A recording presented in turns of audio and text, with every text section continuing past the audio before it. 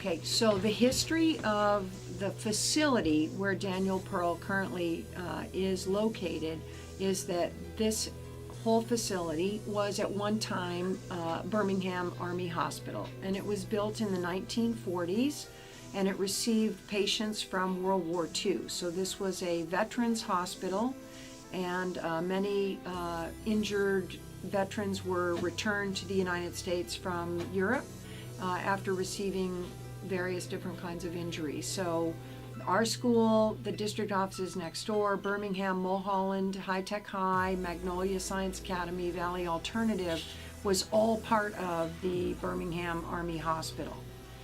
Our MPR actually was the church of the hospital, and if you look at the MPR, although the steeple is gone from the top, if you look at the MPR and you look at the outside and you think about the arched roof and the stage up front was the altar, if you really look at it that way, you can see that it kind of does resemble a church.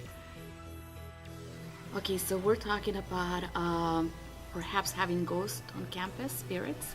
I have experience. Sometimes I'm teaching, giving my back to the window, and he used to share with me how we had two ghosts that live on our campus due to having this been a hospital during World War II, I believe. So he used to tell us that it was a boy and a girl, and sometimes he could sense them around, and sometimes he'll talk to them, call them by name. And he was not concerned, he was not afraid. He used to share how sometimes he'll be cleaning at night and he will hear noises or somebody, whispering or somebody's presence. So yes, that's the closest I come here working on this campus for the last 5 years. I've only sensed a shadow kind of in the background. Sometimes I've opened the door thinking it's one of my students coming in, but it's not.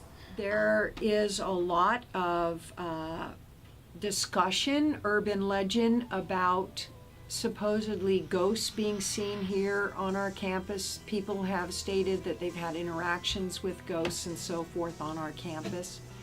I can't really say that I've ever experienced that. I have not actually had an experience with any kind of a ghost here.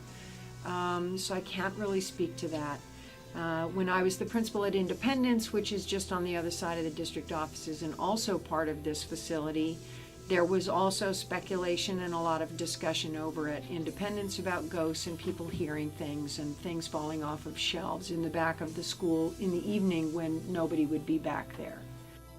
Last year, in 2014, in the spring, I was here one morning, very, very early, around 6:30 in the morning. I believe it was just me and Mr. Ford here on campus, and I had started working in my office, and I needed to go up to the front office for something, so I came out of my door, turned left, and when I looked down the hallway, there was what appeared to be an image, and it was an image of a man,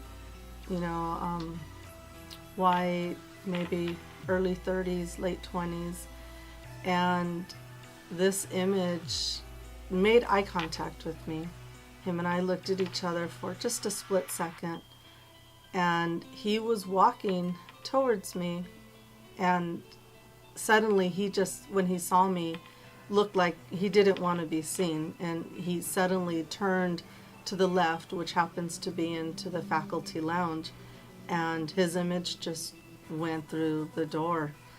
He appeared to be maybe somebody who worked here, didn't look like a patient. He was nicely dressed, kind of like khaki pants, red collared shirt, but definitely was an image of somebody who could have been here sometime in the past here on this facility.